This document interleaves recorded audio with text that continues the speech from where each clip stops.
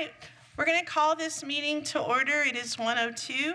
Welcome to the School Health Advisory Council. We are meeting here. My name is Michelle Marker, and I am your SHAC chair. Our first thing is welcome, so welcome and happy holidays. We're going to take attendance and make sure we're in quorum, which I think we are. We kind of pre-attended. All right, present. Ooh, good pen. Michelle Marker, that's me. I'm present. Mark Schauer. Here. Dr. George Woods. Here. Sada. Here. Mr. Hargis, I think, was absent. Araceli Moreno. Absent. Absent? Erica Moreno. It's not a good day for Morenos. Okay, Casey Pyle. Absent. And he's from my school, too. I should have saw him on the way out. Aaron Pryor. Here. Dr. Ana Salazar, I believe, is on our teams. I see the AS. Yes, ma'am. I'm here, Virginia. Perfect. Thank you. And Dr. Colin Webster. Here. Thank you so much. So we have met quorum. Thank you. Make my notes. Okay, our first consent item is approval of our minutes from October 31st. We met on Halloween, if y'all remember, for people that were here. And so the minutes were sent to everyone. Were there any corrections or anything needed to be corrected on the minutes? Anything? Any discussion? All right, then moving right along. If I can have a motion to approve those minutes. I'll make a motion to Mark Schauer. I said I wouldn't say anything, but I did. I know you did say something. All right. Can I have a second, please? I can second. Okay, thank you so much. All right, since there's probably no discussion, we'll go right to vote. This is yay, nay, or abstention. Yay for me. Mark Schauer. Yay. Dr. Woods? Sada? Yay. Mr. Hargis is absent. Araceli Moreno absent. Erica Moreno absent. Casey Pyle absent. The whole middle of the paper. Okay. Aaron Pryor? Yay. Yay. Thank you. Dr. Ana Salazar? Yay. Yay. Thank you. And Dr. Webster? Yay. Yay. All right. So the minutes are approved. Thank you so much. Okay, and our next item is discussion of our subcommittee meetings and reports. Mr. Schauer. The first one is character and education. Anything? I do.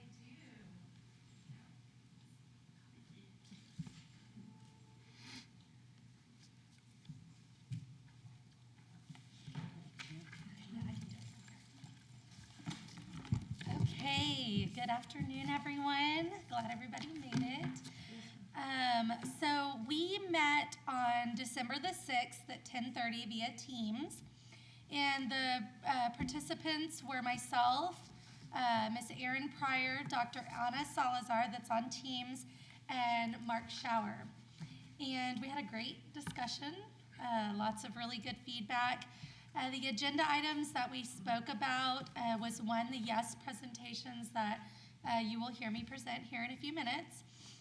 We also talked about the possibility of a dating violence lesson for the Swiss YAG for next school year. And we talked about the fact that we would have to build and create this lesson possibly in-house instead of resourcing out for those types of topics, and letting our people and our Swiss members present that. And so that's something that we would have to create, we'd have to build out, we would have to bring to you guys twice, and then for board approval before that would happen. But just an idea, because we do have personnel on the campuses, you know, that are trained in school-based mental health, and so utilizing our team. So that we got some really good feedback about that. And we did discuss a little bit about the character ed and CKH for for next school year and just getting a little bit of feedback about that. Right now, we only have CKH at elementary campuses. So we discussed ways that we can incorporate and make the counseling, YAG, and programming and school climate better for next school year.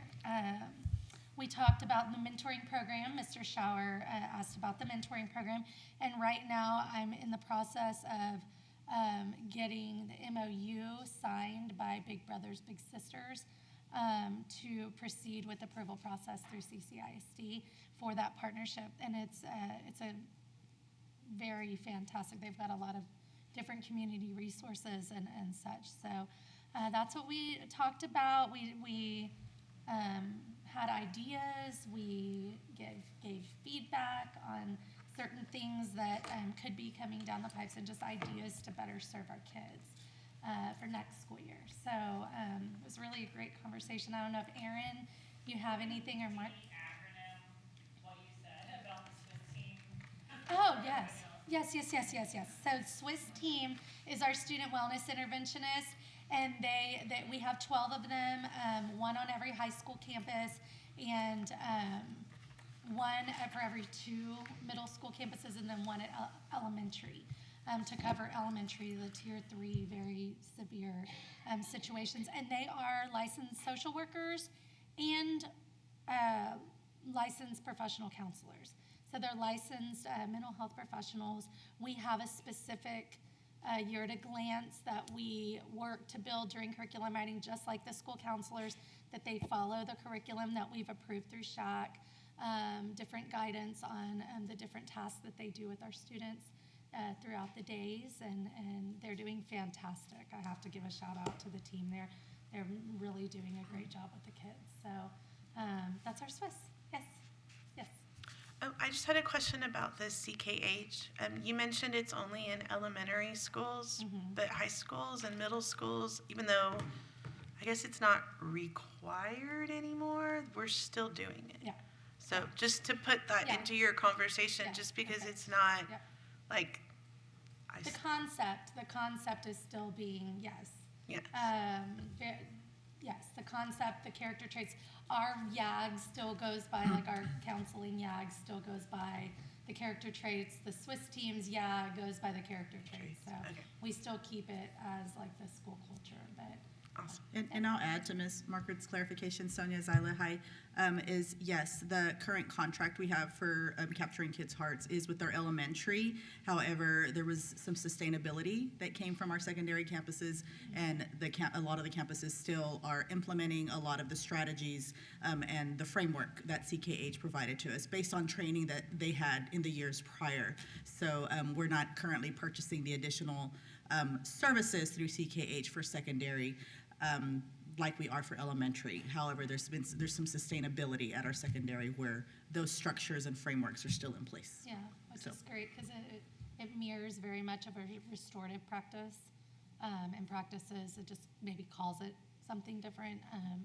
So we discussed as a committee like the possibility of starting to build the CCISD. What did I say the other day? The CCISD way, right? And based on all of the great, frameworks that we've gotten over the last 5 years or so. Next, subcommittee meeting will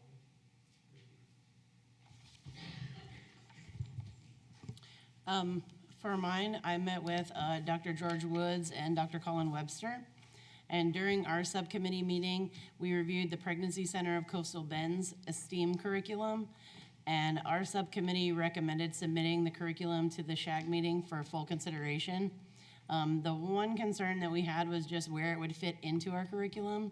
So I think what we were looking at it for when she does present today is for potentially putting it in for next year's curriculum, to the next school year, to be able to look at how that would fit into place next year.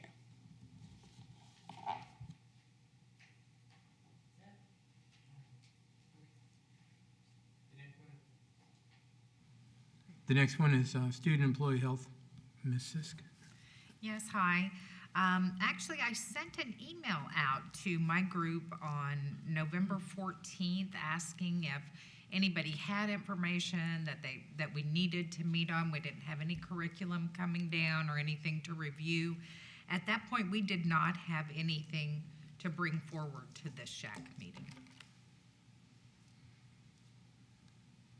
Okay, thank you. Not even diabetes? You didn't talk about diabetes at all? Diabetes 2 or anything?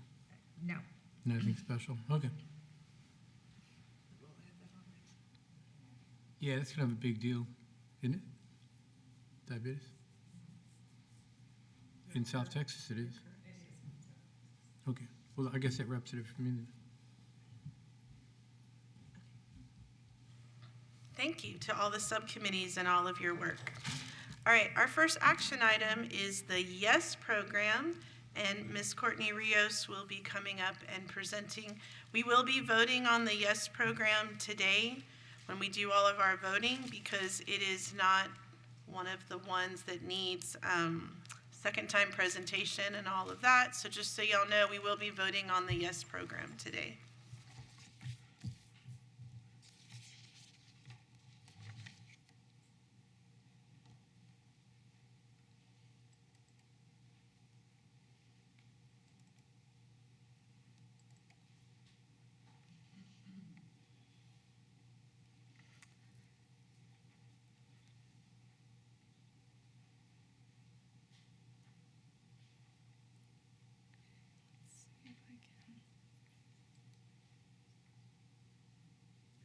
Okay. Okay, so for those of you that don't know me, I'm Courtney Rios. I'm the Director for Guidance and Counseling. I was approached this semester, earlier in this semester, by the YES program. We do have historically, we have had them come into our schools to present on different topics. Keith Davis and his wife, I don't know if you guys remember them, but they do present on different social emotional learning and also the dating violence education piece that they have already gotten approved through SHAC. So the people of YES contacted me and asked if that they had received a grant and they wanted to come into elementary campuses for a one-time presentation this spring. They do hire their own people to come in and do these presentations. And so that is why I'm presenting on this today. So the program is actually called The Big Adventure, and I gave you guys the outline. It was linked online as well and in your email, basically of what their presentation will be. It's a 45-minute presentation. Okay, so what is it? It's an elementary program that's a 1 hour, it said 1 hour. For the younger, it goes 30 minutes, 45 minutes, and it can go up to an hour. 1 hour character education presentation called The Big Adventure and Navigate, designed to destigmatize common misconceptions about mental health and offer tools to help students navigate life's challenges. Topics include introduction to emotions, relationships, conflict resolution, nutrition, and positive self-talk. The program also includes a parent component, allowing them to hear and see the same content that the students will experience. So who, where, and when? Who will receive the presentations? Elementary students in grades K through 12. And where will the presentations be held? YES received a grant, as I mentioned, grant funding to provide presentations to 20 of our campuses. And the presentations will begin January 2025. So the handout is in front of you. And at the end, I did note on here, at the end it does say that it contains a survey that will be distributed. And we and YES have agreed that we are not going to be surveying our kids after the presentation. So it will just be a interactive sit and get 30 minutes, 45 minutes, maybe an hour presentation on the topics listed on the handout with no survey. Okay, that's it. Any questions? Yes. Hi, Mark. So is this PE time, or is it a? So that would be determined by the campuses. If this gets approved today, I will be sending out a sign up for principals and counselors to be able to sign up, and then they coordinate, amongst themselves on the campus to determine when this will occur. More than likely, yes, PE. So do we get the grant, or do they get the grant? They got the grant. So they're ready to go, as long as we say They're ready to yes? go. Yeah, they're 100% ready to go.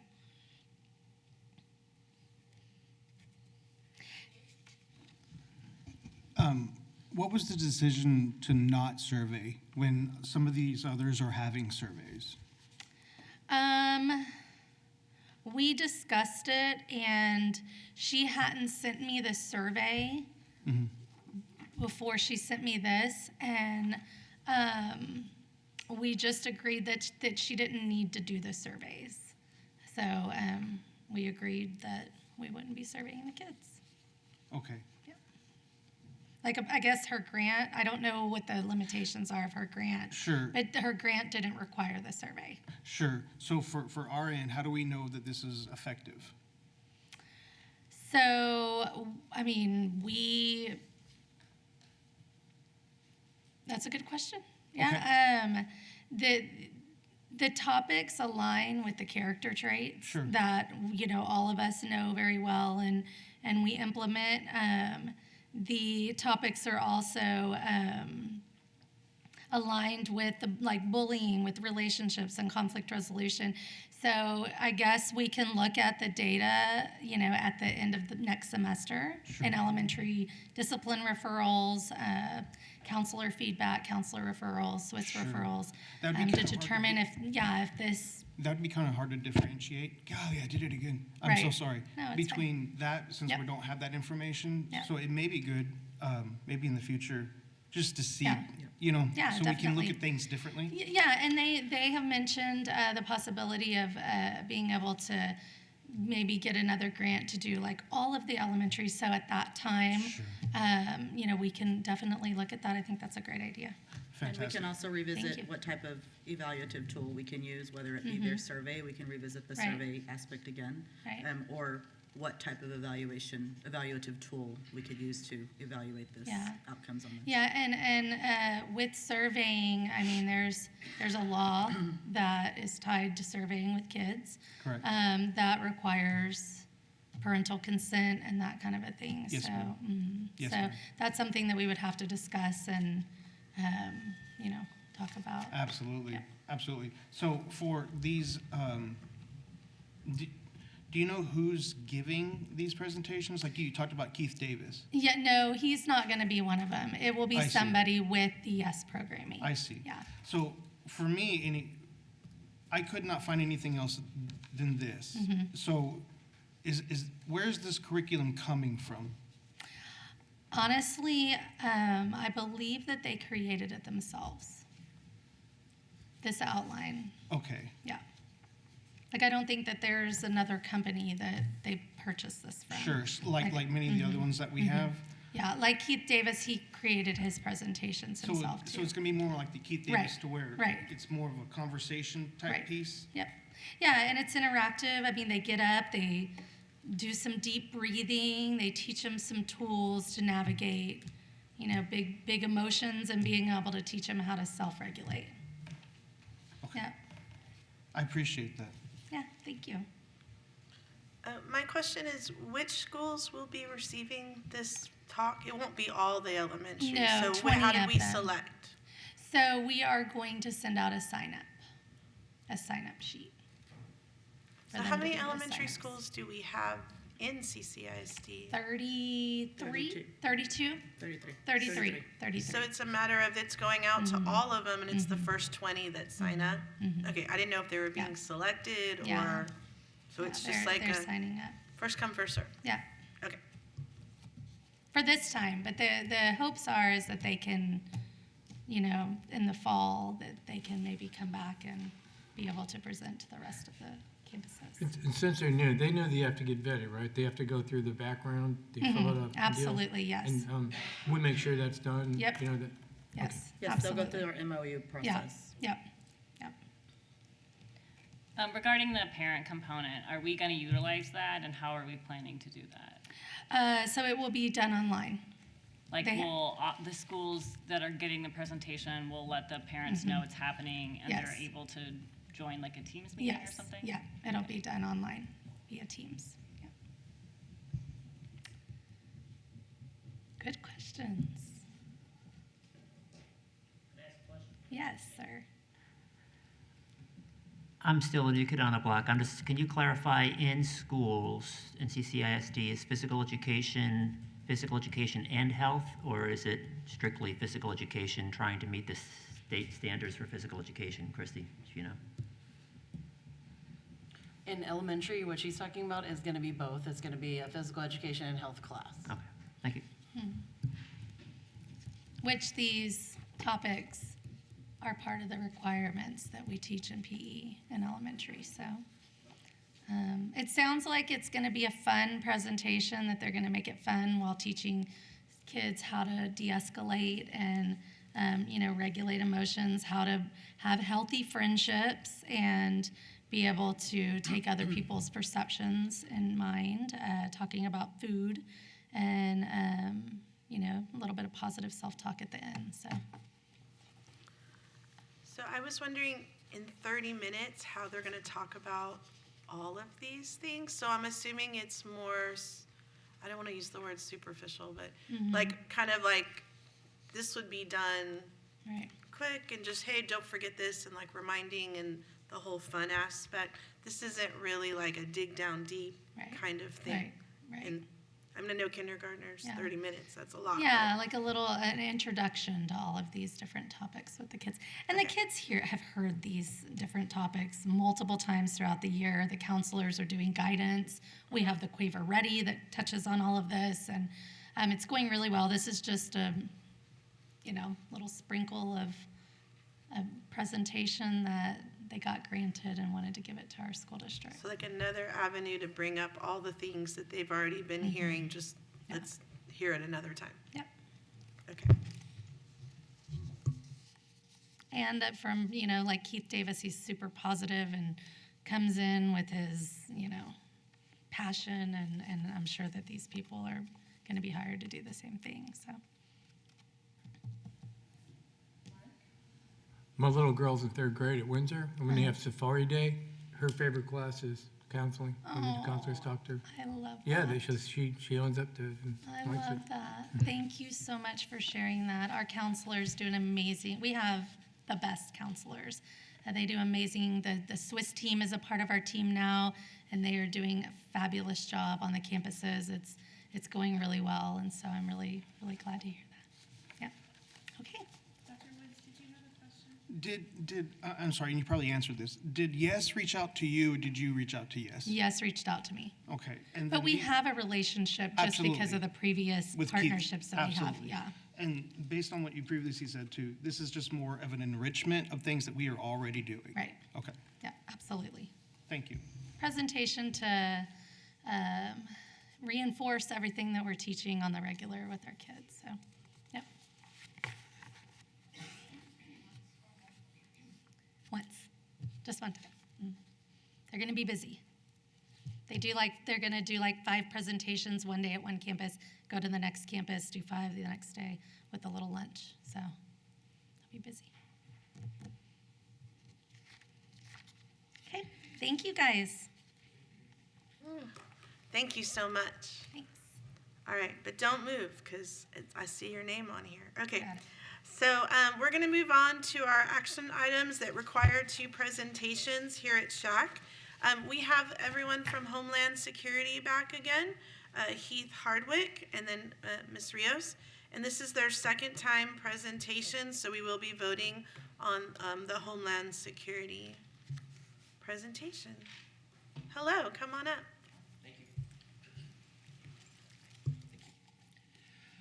Good afternoon, everybody. It's a pleasure to see you all again. Thank you so much for having us back a second time. One of the things I wanted to talk about today was, I know we spent a lot of time talking about the students portion of the presentation, but HSI, Homeland Security Investigations, also has a parent presentation. And the parent presentation can be done in conjunction with the school presentation either before or after the student presentation is ongoing. Some of the benefits before doing the presentation, before the students have our presentation, is that parents get a chance to see the material before the students see it. I've seen it work both ways very well. In some presentations, when we give the material to the parents afterwards, they understand more about what we're talking to the students about that day. So they come in with questions during those presentations with the parents after the fact. So we really use that time to ask the school what's best for them before or after the presentation that they prefer. And as well, we also ask the parents before the presentation what exactly they're wanting to get out of that meeting that day. We know we only have a very small amount of time with parents because they are so busy. We really want to critique it to what they are looking for. So as they are mingling in and coming into the building space and where we're going to have our presentation, we'll talk to them and ask, what exactly are you here for? What exactly are you wanting to talk about? Or what are your questions? That way we're not, wasting their time, and they've got a lot of things going on themselves too. Previously, there were some questions about the cyber tips and how many we are encountering. We had some statistics looking back prior to 2020 where the NCMEC, or I'm sorry, the Texas Attorney General's Office was receiving all the cyber tips for the South Texas area.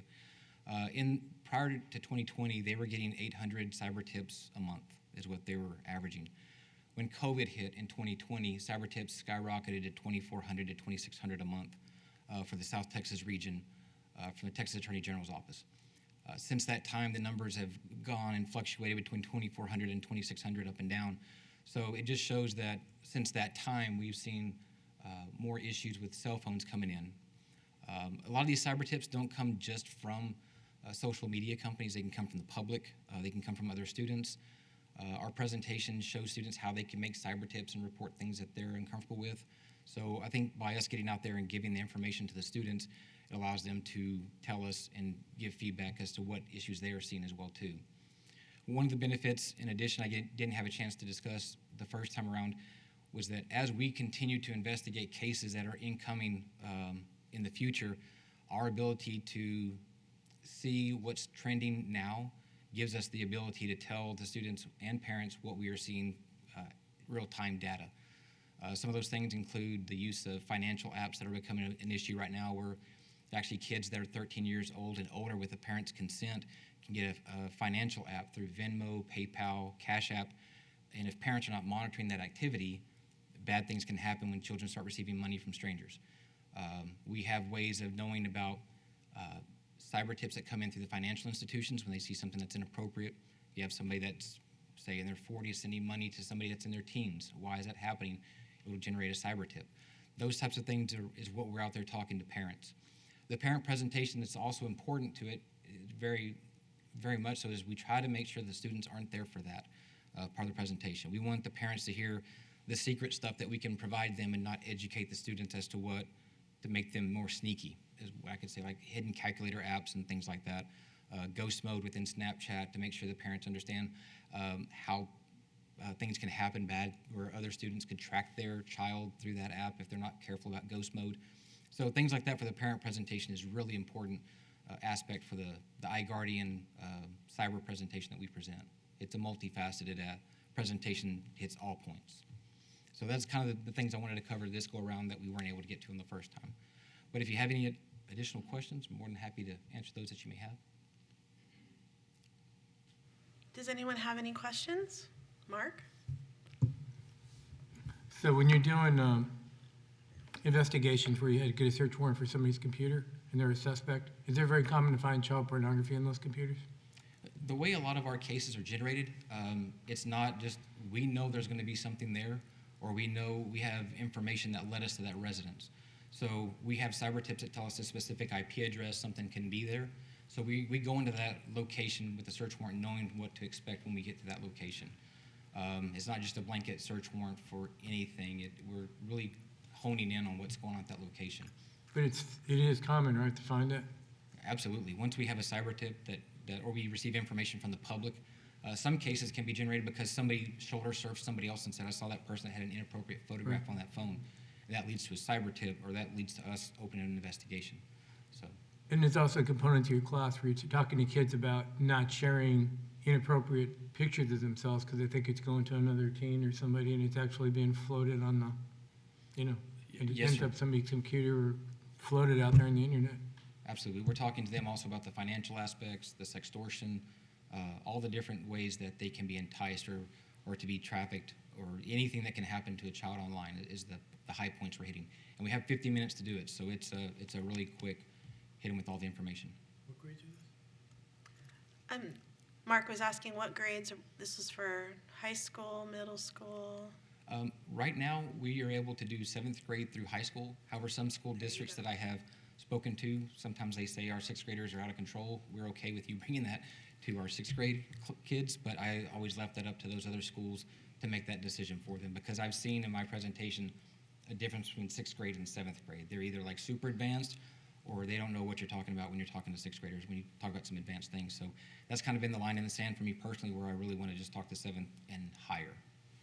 We can talk to 6th grade and lower, but for me, it's the law where they really click in and hone in on what we're talking about, like the 17-year-old age range, to let them know that, yeah, at 17 you're an adult and can go to jail, but under state law and federal law at 17 you're still considered a minor when it comes to those inappropriate photography. I just like the idea of pushing the parent component so parents know more about it.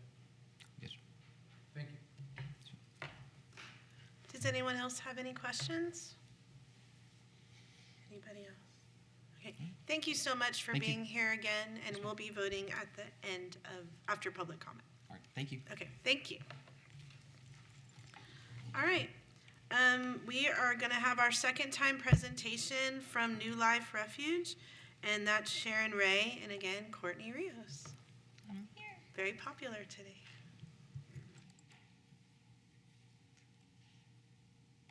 It's very important topics. Okay, I think that's this one.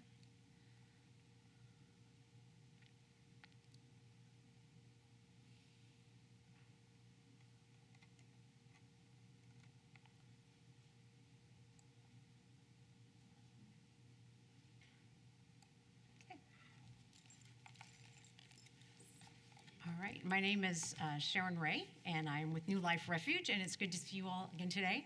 I think that Keith may have looked at all my notes because we're doing almost the same thing. Certainly, we have a parent component, which I was going to talk about today, that we do a lot of times. Some schools like it, sometimes it's not always well attended, it depends, but we certainly want to know that there's something out there for the parents to see ahead of time, to get a good idea. It's slightly different than what we show the kids, but it certainly gets the parents aware of what's happening on the issue. Everything that we teach, and mostly is online safety. What we're talking about is how to protect yourself using your phone and all of your social media apps, what to look for. But everything that kind of works online also works in person to protect you from any other predators. So knowing that, the FBI says there are 500,000 predators at any given time on the internet, we need to make sure that they're prepared for that, but we also need to make sure that parents are prepared for what they're looking, because those predators aren't just looking for them, but they're also looking for us. Just recently was looking that it wasn't a child sharing information about himself, it was actually a child sending out pictures to other people looking for a date for his mom, and one actually showed up at their house. So they're sending out information not just about themselves, but even personal information about parents. So they need to know a little bit about what to share and what can happen with that information when it goes out. Our program is geared specifically 6th grade to 12th grade, but I do have a separate presentation that is specifically for 6th graders that does not talk quite so much about that. It's a lot different. It's a lot more conversational than this particular one. And we also, whenever we go out, we always share, we have a slide that's usually in there, but a poster that I didn't bring the last time. But it just simply reminds everybody that your online presence makes you offline prey. And it's just to remind people that just because you shut down your computer doesn't mean that it's all gone, that it's still things happening out there. We like to believe that if we just shut it off, that it's all going to be okay. And yet we just have to know that there's things out there that are going to continue even after we've turned them off. So, but any questions that I can answer? Just to refresh us, is this an opt-in program? Yes? Yes. The parents have to consent. So that's why the presentation for parents would be ahead of time. I like to have it ahead of time, just because then when they get home, when the children get home, there's something to have a conversation about. They have an idea about it. I've had parents who actually decided not to go to the parents' one, but to come, I'd accompany their child to the one at the school. Made the child more uncomfortable than anything else, but that time before, I have some that actually for elementary age is much different. It's just internet safety, but I actually like to have the whole family together. It's really nice presentation for that as well, which is a completely different presentation. But these can also be done that way. But once they get to a certain age, parents don't know anything, so it's just best that they kind of not always sit in, but they need to have the information. They need to know what to do, and the answer isn't always taking away their phone or taking away their technology. We're finding that because they live in a digital world, and they're citizens of that digital world more so sometimes than the actual world, taking that device away can be almost detrimental. Some have actually committed suicide as a result of not having that technology. So we want to teach them how to use it and to use it appropriately. Awesome. I also have kind of a question. Do y'all advocate for younger students to not have social media? I know that's a weird question because it's a parental decision, right? It like is. my children, no. Right. My 13-year-old just got a phone this year. No social. My one that's just graduated college did not have social media till she turned 18. I said, no, you're not going to do it. But that's us. That was my decision being a high school teacher and seeing the kids on so much. That was my decision. But I didn't know if in your presentation, like especially with the parents, if y'all talk When I about talk to they don't need to be on parents- Snapchat all the time. They need to know what's out there, and what Right. happens a lot of times is we don't start talking about this until they get into middle school or high school, and kids have already had phones. So now parents come to my presentation, their kids come home from school, and they're like, I want all your devices, I'm gonna see them every day. And all of a sudden now you get some hit back. So if you can start the conversation younger, I'm not a fan of children being on social media at a young age, because there are so many people who can pretend to be something that they're not. And certainly if they're going to be on there, they have to be supervised. And if they're not on it themselves, they may have friends who are, and then that's how they're going to be on social media. They're going to look through their friends. But certainly it's not my favorite. I just learned, we all know that there are age requirements. You have to be 13 to be on TikTok and Snapchat. But the reality is, even if you're putting, I learned this through the COSA that's going to the House, it's the Online Safety Act. The thing with that is very interesting is I didn't even realize that the social media people, they don't have to have a real age. They know what age you are through their algorithms, through what you're looking at, through what you're doing online. So they already have that information, so it's not something new. But we don't always realize that people are targeted. And then all of a sudden, once they're 19 and 20, some of the ads and some of the predators that are after them stop hanging around, and because they've changed out of that thing. So, but certainly I advocate for responsible, and that is one of the things that I talk about in my younger presentations, is that if you can't set good boundaries, then maybe you're not ready for this technology yet. Oh, that's awesome. Thank you so much. Mm-hmm. Does anyone else have any questions?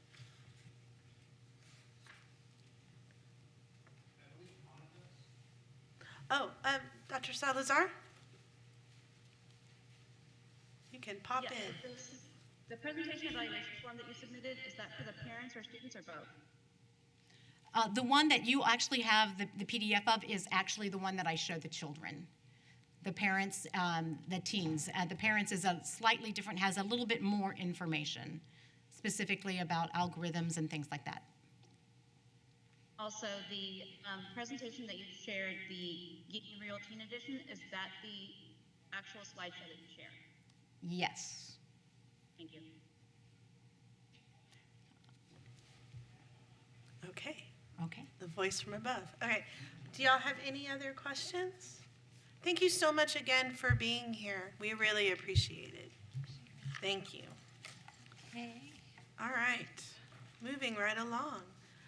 We will be having a first-time presentation from the Pregnancy Center of Coastal Bend. That's Christy. Christy, is this the presentation you mentioned earlier that y'all had discussed in subcommittee? Okay, just making sure. If you want to come on up. So this is Christina Yee right here. And you want to do the present? Actually, I'll get to it Oh, a I'm little sorry. bit later, but yeah, Okay. what do I need to press to get that going? Just the presentation? It should be, yes. Okay. And she's here with the Pregnancy Center of Coastal Bend. She's going to show her STEAM curriculum. Good afternoon. Thank you so much for giving me the opportunity to present today. I've worked with the subcommittees. I've met a couple of times with some of the SHAC members, so I appreciate the chance to talk to you guys. I have my director and assistant director from my pregnancy center here as well. And I just want to tell you guys, as a SHAC, I've spoken to multiple SHACs this fall, and I appreciate the hard work that you're doing. I know that you guys are the gatekeepers for the kids' safety and for their health, and it's a really important job that's volunteer or voluntold, and I'm very impressed with the compliance and the commitment that CCISD has on their SHAC committee, so I appreciate you guys. And to the parents that are on the SHAC committee and maybe online, and also to the parents that attend the SHAC committees, I want to applaud you guys for being, a part of taking part and participating in this, because you have a lot of power. Nothing goes past the SHAC. Nothing goes to the board without the SHAC. So I am the Youth Outreach Coordinator at the Pregnancy Center of the Coastal Bend. We have 5 locations, 3 of them in the Corpus area, and then we have Rockport and Portland as well, and we have mobile units also. We do a lot of free services for families, especially in crisis, including free pregnancy testing, ultrasounds, parenting, and even some prenatal services. And we have great connections to our community resources that we share with our clients. I am a certified special education teacher. That's kind of my background. I'm certified in sexual risk avoidance in the STEAM curriculum, and my experience is in 2 pregnancy centers in Texas, and also teaching internationally and in the state of Texas. So what our program is, it's called STEAM, and if you don't mind, I guess clicking on it kind of went away. Christy, if you don't mind. Oh, here we go. Okay. And Amber's going to help me actually. If anybody on the SHAC would be interested in perusing the material, I brought a couple of sets, sample books of the student books, and also a couple of leader kits. The curriculum. The arrows to go to the next one. Oh, thank you. The curriculum meets 100% of the health TEKs, every single one. So it is a complete health program. It is including the updated TEKs that have been more recent, like since 2022, and the current legislation, like the newest Senate and House bills, so that it's going to be compliant with all of those. It's going to meet all of those standards and requirements. It is a primary prevention program based on optimal health and focused on avoiding risky behavior. So you'll hear the terms SRA and SRR. Ours is a SRA program, which is a sexual risk avoidance program versus sexual risk reduction, right? We're not going to come in and talk about safe sex and condoms and things like that. We're going to talk about how we're going to avoid those risky behaviors, refusal skills, prevention, that kind of thing. If you look on the PowerPoint here, should I click right or down? Right. Okay. Yeah, so I'm just going to go through this very quickly. So here are some of the health standards that aligns with the curriculum. So it covers everything. I mean, it's nutrition, diabetes, suicide, drugs, and then the sensitive topics like pornography, abuse, trafficking, and puberty, those kind of things. There are 5 workbooks that go along with it, a 5th grade, 6th grade, 7th grade, 8th grade, and then a high school curriculum. It's broken up into 2 workbooks. The first workbook for each grade level is the non-sensitive topics, the 9 non-sensitive topics, and then the workbook B includes the 5 sensitive topics, which would be those opt-in topics.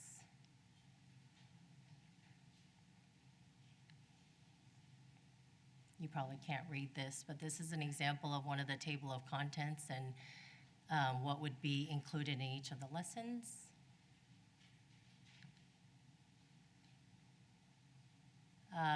Like my colleagues were talking about earlier from Homeland Security and New Life Refuge, huge parent component. That's one of the draws that this curriculum had for me as a parent. So you're going to have full parental access into all of the materials. There will be a parent preview, potential parent workshops for our material, and parents can have a copy of the workbooks as well. There are also, in the leader kits, I don't know if you're looking at those, in the leader kits there's a section that are like conversation questions that you have with your child whenever they've done a certain lesson. This is just talking about the ease of implementation. So one of the challenges, as Christy was talking about, is how would we implement this in CCISD on the campuses? So it is very customizable, so it would be flexible based on each campus.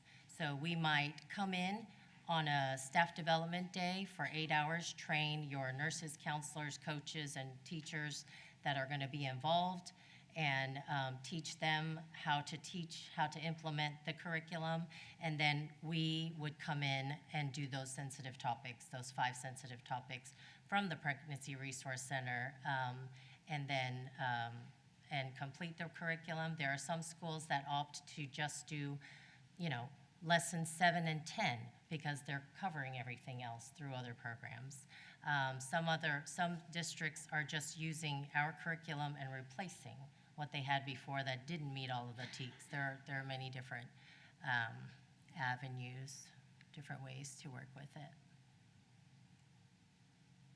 So like I said, it's a primary prevention curriculum that's focused on optimal health. This is the website, and you would actually, CCISD would get their own password specific to your district if you wanted access to the online portal that shows you literally every page of all of the material. So what's really nice about this curriculum, it was created in Texas for Texas, and so it's approved by the TEA, it's approved by the Health and Human Services to utilize the Title V grant. This Title V grant was created for abstinence-based education. It already exists. And so if your curriculum is approved, which we are, then it would be funded through the Title V grant money. And it would be as simple as an MOU. It would be a memorandum of understanding sent in by CCISD, and then every training session, every parent preview, every student book, leader kit, every piece of material would be covered by that grant. We also have, you can zoom in with our director to find out how to access that grant. So it would be free of charge to CCISD. It is medically accurate, research-based, and it goes through updates regularly. This summer it will go through a full update. So it stays current with the latest data, statistics, and information. Okay, so where would it be implemented? It would ideally be implemented in classrooms. Let's say, for instance, an 8th grade health class, or in 5th grade, it might be through social studies.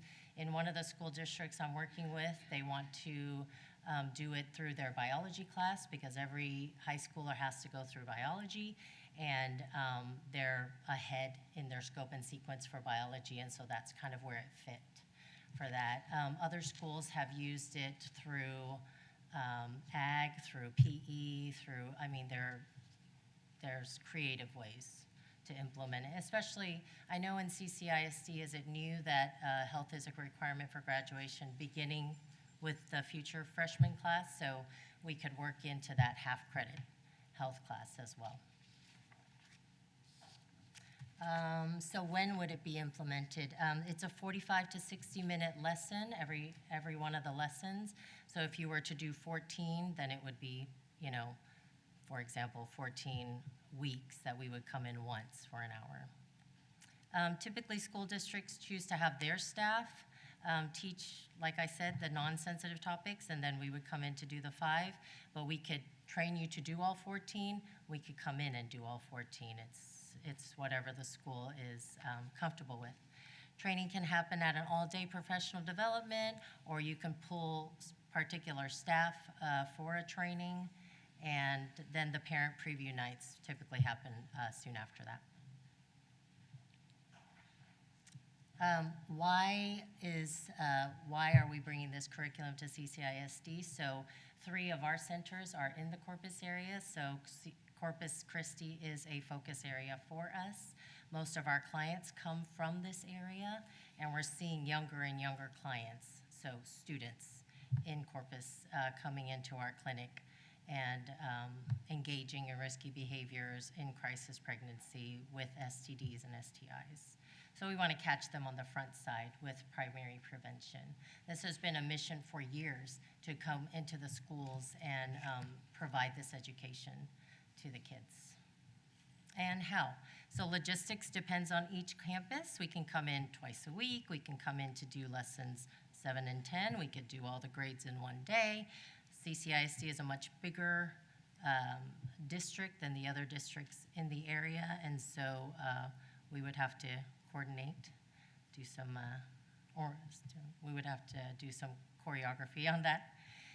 It is free to the district, and I just wanted to highlight just a few things that I found especially beneficial for this program as I studied quite a few.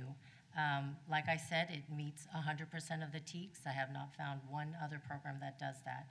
It is a strong parent component, totally customizable, approved by the HHS, which makes it free. It's already approved by the TEA, by the State Board of Education, and it is current. So a lot of school districts are challenged with curriculum that they have that is way too old, that is not relatable to the students. It partners well with other programs. It would partner well with New Life Refuge, with the council, with Homeland Security, with Heritage Keepers that I know is already in the middle schools. The YES program, I love that they're hitting the lower grades and that they're able to kind of emphasize the material that we're coming in and using. We would do it with workbooks and interactively and in smaller groups, and then they would come in and do their presentation, you know, and we could kind of partner with them. She said we're at 10 minutes. Oh, yes. Sorry. Absolutely. Questions? Sorry, I know the presentation time ended, but we can ask questions. Yeah. Does anyone have any questions? Mark? How is your agency funded? It's a nonprofit, right? Or Oh, the Pregnancy Center or the STEAM curriculum? the Pregnancy Center? The Pregnancy Center is a nonprofit organization, so through private donors and Is it a national or just national organization, or is it just here? it's local. So my director's here, so I may have to. It's local? I'm newer. But how do you survive? We survive by grants, by support through the community. Actually, we survive quite well. You can come up to the mic so everyone, and because we have Go people on up, online. Jana. Thank you. This is my director, Jana Pinson. Do you have do you overlap a lot with the Coastal Bend Wellness Foundation, or how do you get along? Because don't they offer the same? I don't believe they do ultrasounds. We do pregnancy tests and ultrasounds, and then we have a parenting component that is wide and deep. So we really do very different things. We do STD testing and STI testing, but we're funded by foundations, by churches, by individuals, by the community. How long have you been around, the nonprofit? 35 years. Really? Because I don't remember. Well, I've never been pregnant. We're down the street. Yes. serve men as well. We have a men's We do. Yes. We'll take care of you. But to answer the question about the Coastal Bend Wellness Center, so I do know if you look up their website, you'll find that their educational component is SRR. So it's a sexual risk reduction program versus a sexual risk avoidance abstinence-based program. So that is, there is a difference in that. And is there a lot of overlap with what we have now with this? With Heritage Keepers? Yeah, that's my question. Just With Heritage Keepers, seems like they overlap a lot. Absolutely. So I love that you guys are already partnering with so many wonderful agencies. We do not want to be in competition with them at all. However, we do know that most districts are challenged to meet and be compliant with the latest updates and with the health teaks. It is quite challenging to stay up to date with that. And so we just want to serve CCISD and provide whatever it is that is needed to meet that 100%.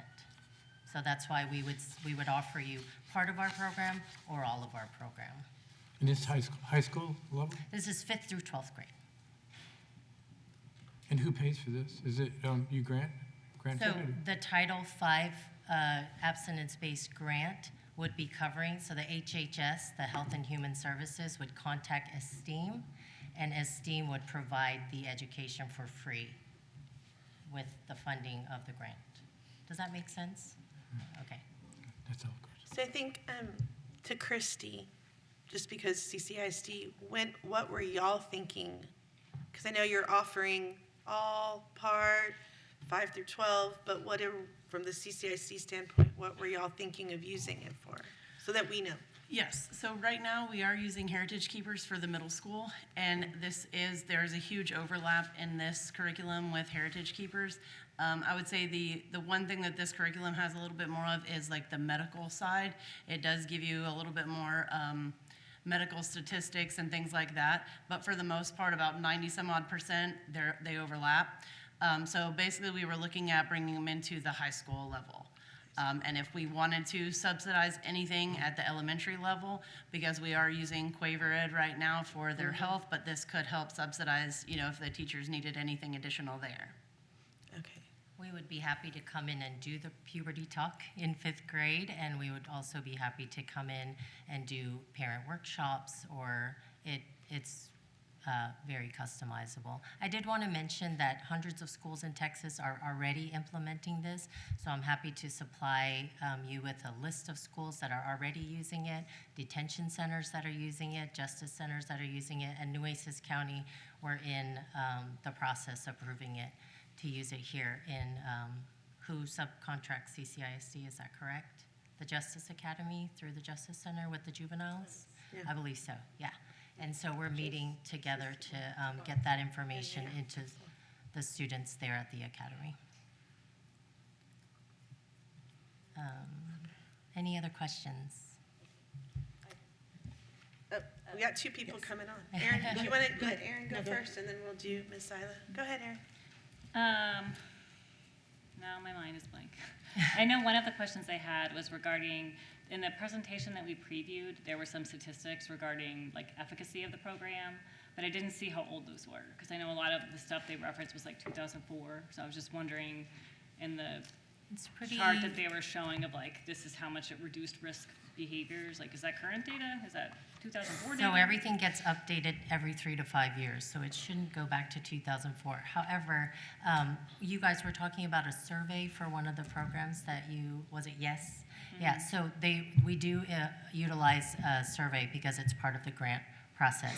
And so students use that survey, and then they're able to use that data to show the rates of efficacy. What was I going to say about the grant? There was one other thing. Oh, the parent, it is, of course, opt-in because of the sensitive topics. And what's really cool, I don't know if I sent it to Christy, but on the spreadsheet that shows the sort of the sign-in sheet for the students, they don't have to put their full names, but we have to show the numbers of who's seeing the presentation. There is a checkbox of, it generates a spreadsheet to show this student is opted in for this lesson. Make sure you're not showing this presentation to this particular student. And so it's lesson by lesson specific. So if parents are uncomfortable with them, coming for lesson 11, then we have that on our spreadsheet. I also noticed you guys recommended or at least the curriculum recommends like different providers giving different lessons, like the SRO does lesson this through this, and the counselor does lesson this through this. Yes, so that's a model. It's a model. So typically, like if you speak to the schools that are using it, that is a very popular model, is the school staff, counselors, nurses, coaches, and teachers, and even parent volunteers would be trained to come in and do specific lessons, right? The ones that they're experts in. And then the Pregnancy Resource Center would come in typically and do those 5 sensitive topics, be it trafficking or grooming or, all of those things, abuse, that kind of thing. So that is a model, but it doesn't have to look that way for it doesn't look that way for every school. You kind of shape it the way that it fits best for your school district, for your campus. That's a good question, though. Are there districts like in our area that are currently using this? They're in the approval process. Okay. So this is brand new, being introduced. There actually are, the director of Esteem can see on the database like who has looked at the material, like which school districts have looked at it, which regions, and several in our South Texas area have already, on their own, looked into it. So sometimes when I go to a SHAC, they're like, oh, we have seen that, or somebody did introduce that to us, but it is new to our area. Okay. No schools are using it yet, but I'm in the approval process with 3 districts, and some will start in January. Awesome. Thank you. So, not yet. Hi, I have a couple questions. Yeah.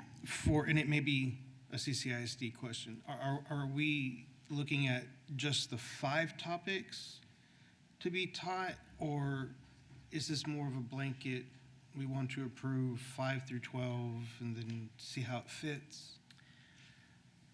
So I guess you kind of asked 2 questions there. Are we looking at just basically the 5-topic workbook? The opt-in. Or are we doing 5 through 12?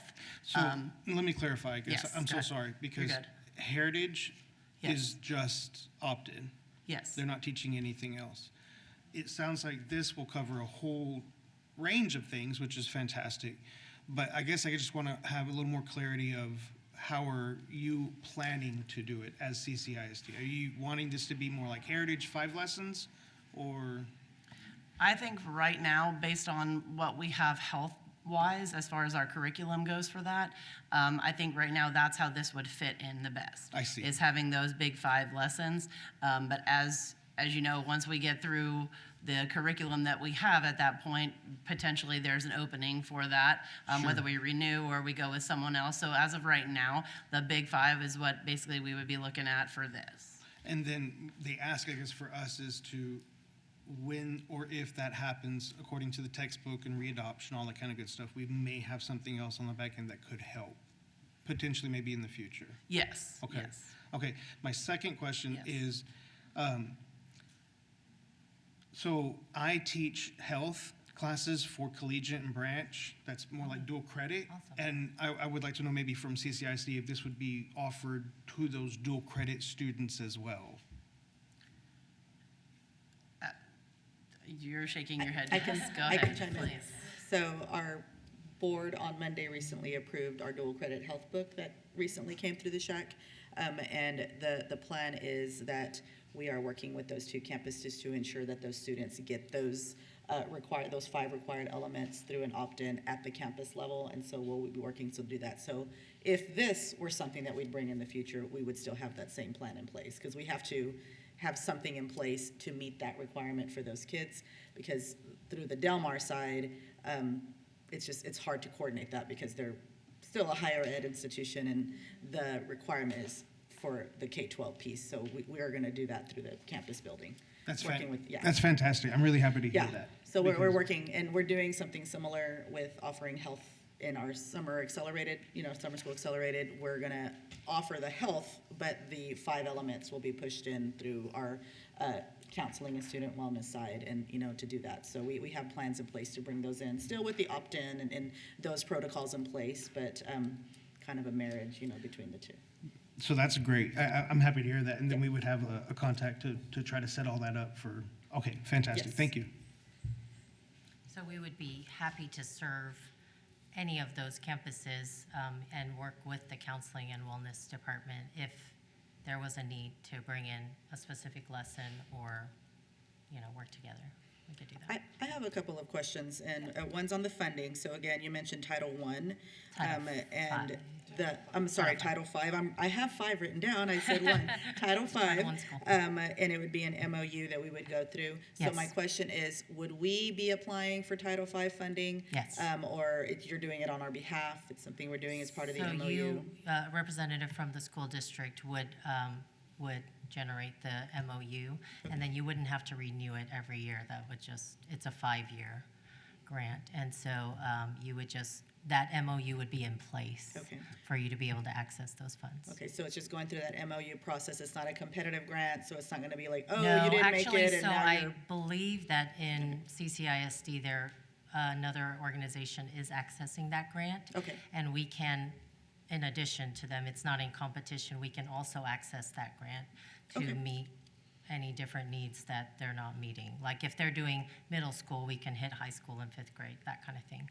So multiple people can be accessing that grant. That is a good question. Okay, thank you. And my second question is around the curriculum side of it. So the professional development, you mentioned it could be an all day. I guess my question is, how many days or hours of PD would it be on the part of our teachers or the counselors who it'd be 1 day? 1 day, 8 hours. And 2, because you mentioned it does meet all the TEKS requirements for a complete health curriculum, through Ms. Kluel, we're going to turn it over to our Senior Director of Teaching and Learning, and I'm going to have that, Ms. Kluel's department, we want to vet it, to look at it, to make sure that is something that we could use in the future, because we do have a health class in our high schools, and we do have that certified teacher that teaches that program. So just vetting that curriculum, whether in the future or when we're in proclamation adoption time, so that we know that we have both the book 1, which is the general health curriculum, but then also the sensitive topic book for opt-in. So yeah, we'll definitely turn it over to get some vetting. So we might reach out to you for more clarifying,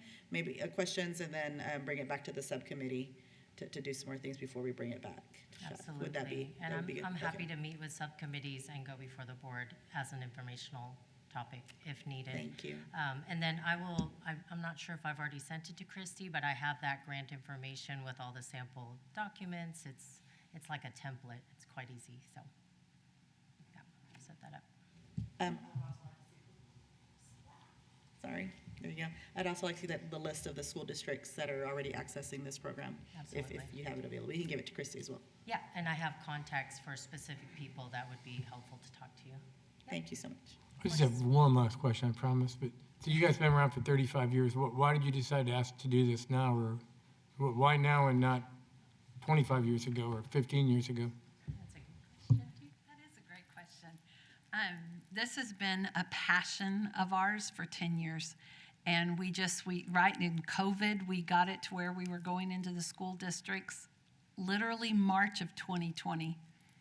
And you know what happened. So we keep getting people up and ready and getting this program based, but we also love Heritage. And so when Heritage stepped into that place, we stepped back from it. And so there has just been a give and take. But for 35 years, we weren't always, we were starting out, we were learning. We really took off about 11 years ago to really build big in our community. So we've really been wanting to do it for 10 years. And then Christine walked in.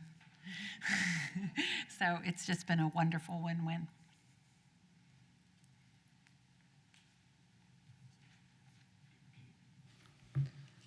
Does anyone have any other question? Oh, sir? Anna?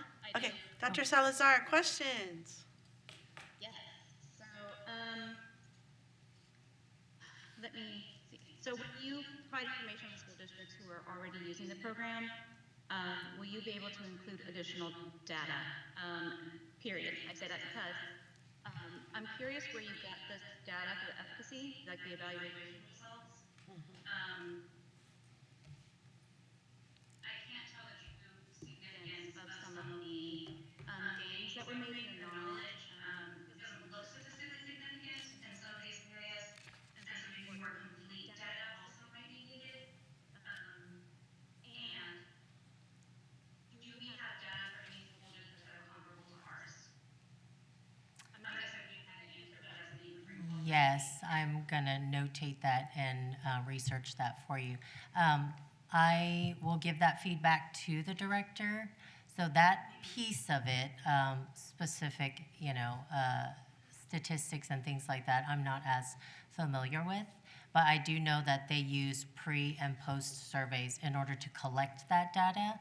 And so I will research that and get back to you, Ms. Salazar.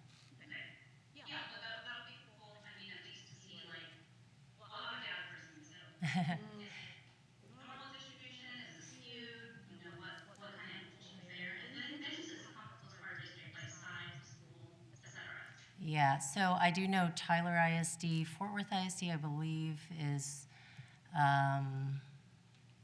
partially using it. I'm not quite sure about Fort Worth ISD, but it's quite popular in the central and north Texas area, so it hasn't quite reached this area yet. But there are, I believe Tyler is quite a big school district. You probably got, you know about populations and what the size of schools, but I will also get back to you on that. I think if you look at the list of schools, you may know before I do the size of those school districts.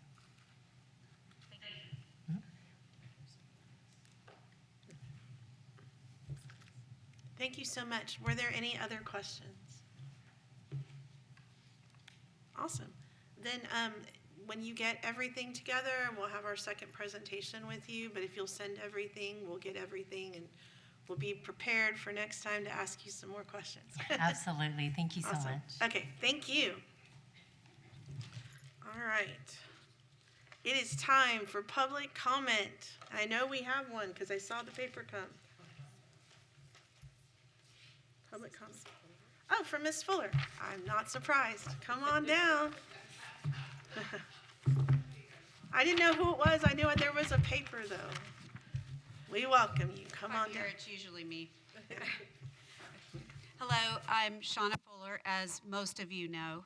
And again, I want to thank you also for your service. I want to make sure I wish y'all a very Merry Christmas and a Happy Hanukkah season, and hope you have a blessed one.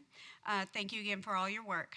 I'm going to get right down to it. As far as the YES program goes, or a lot of these programs, I just have a few questions. Can y'all provide clarification on what PE now encompasses? It seems like a lot of these programs are going to be used in PE. Does PE now include physical education, mental health instruction, emotional health? Is there any other area of health that's included in the PE class? And then how are the parents informed on all of these areas that their children will receive instruction in? And how do they have access to that information on a weekly basis? And then one more question about the PE component. If a PE teacher has a wellness advocate designation, is this a supplemental duty assignment in the district? And then, so thank you for providing some clarification on those. And then the second area I just wanted to discuss real quickly is to share with you what I think is good about the ESTEAM program. I looked through those pages that were provided on the Google Drive, and so I really appreciate y'all making that accessible before the meeting. And I was really excited about the full parental access. This is so important to have our families involved and engaged in the conversation. Regarding these risky behaviors that teenagers are prone to. And so anything that the district can do to support the family is vital. and appreciated.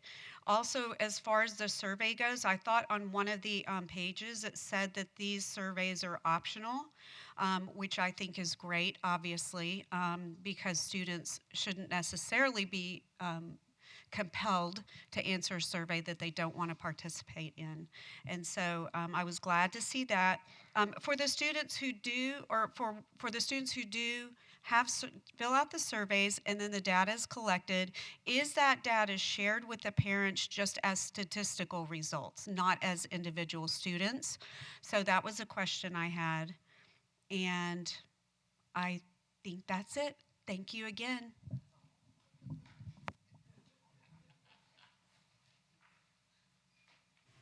Thank you so much, Ms. Fuller. All right. Were there any other public? I think that was the only one. Okay. All right, SHAC team, it is time to do some voting. Possibly. We'll see what happens. Okay, so the YES program is what we're going to focus on first. That's the one that we heard today. It does not require 2 presentations, and so we can vote on it today. And I'm going to ask this every time. I'll ask someone to make a motion to approve it. I'll ask for a second. There'll be discussion, and then we will vote. So that y'all know the drill. So the YES program, is there anyone who would like to make a motion to approve? I'll make a motion to vote yes on yes. Yes on yes. I waited a whole month for the joke. I know, I heard too. Motion to approve. Mark, okay. Do we have a second? I'll second, Erin. Erin, thank you. Any discussion? I know we get to ask all our questions, but this is your time to discuss before commitment. Any discussion? All right, then we will move to vote. And this is a yay, nay, abstention. I hate that word. Abstention. Thank you. All right. Yes program. Michelle Marker, yay. Mark Schauer. Yay. Dr. Woods. No. Oh, and Sada had to leave. Dwayne Hargis is absent. Araceli Moreno is absent. I have to say this, I'm sorry. Erica Moreno is absent, and Casey Pyle is absent. Aaron Pryor. Yay. Dr. Ana Salazar? Abstain. Abstain. Yikes. And then Dr. Webster? Yay. Yay. All right. 1, 2, 3, 4. 1, 2. I don't know if that passes 4. 1, 2, 3, 4. So that's 4 out of 6. I don't think it does. No. So that motion did not pass. We will have to discuss and work around that one. All right. Sorry, that's like never happened to me. It always just passes. All right, so with the abstention, where was I? I made the wrong call there. Yeah, the motion does not pass. Motion denied. Awesome. I mean, not awesome, but you know, one done. Okay. We're gonna focus on Homeland Security now. This was our second presentation, and we had public comment twice, and we can vote on that now. So, would anyone like to make a motion to approve the Homeland Security? I'll make a motion because I support it. So Okay. I'll make a motion to say yes to it. Okay, thank you, Mark. Motion to approve. Dr. Woods? Is that Dr. Woods? Okay. Dr. Woods. Any discussion? Discussion? Time? Okay. All right, time to vote. Homeland Security, motion to approve is on the table. Michelle Marker, yay. Mark Schauer. Yay. Dr. Woods. Yay. Sada is absent. Mr. Hargis. Mrs. Moreno absent. Casey Pyle absent. Aaron Pryor. Yay. Yay. Dr. Ana Salazar. Yay. Yay. And Dr. Webster? Yay. All right, motion approved. So Homeland Security, we approve. Sorry. I'm going as fast as I can, promise. Okay, I write it all down. All right, our last vote for today is on New Life Refuge. And again, that was a second presentation. And we've had our public comment, 2 public comments. So we will be voting on that one. Motion to approve.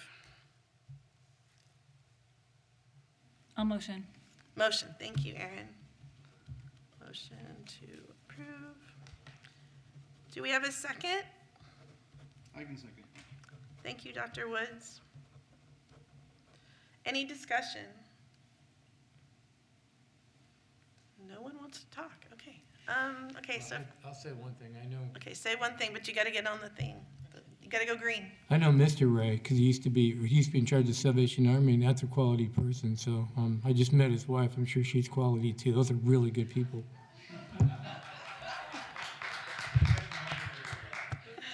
Awesome. I can't see you back there. I was like, there's a Mr. Ray back there? Okay. All right. Thank you for your comment. Thank you. All right. If there's no more discussion, we will move to vote. So this is, again, yay, nay, or abstention for New Life Refuge. So sorry. Michelle Marker, yay. Mark Schauer. Yay. Dr. Woods. Yay. Sada is absent. Hargis absent. Moreno absent. Moreno absent. Pyle absent. I'm going to talk to these people. All right, so Aaron Pryor. Yay. Yay. Dr. Ana Salazar? Nay. Nay. Okay. And Dr. Webster? Yay. Yay. All right.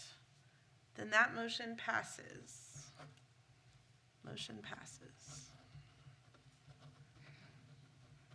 Because there's only one and we got the numbers. Okay. All right. I'm out of voting sheets, so you know what that means.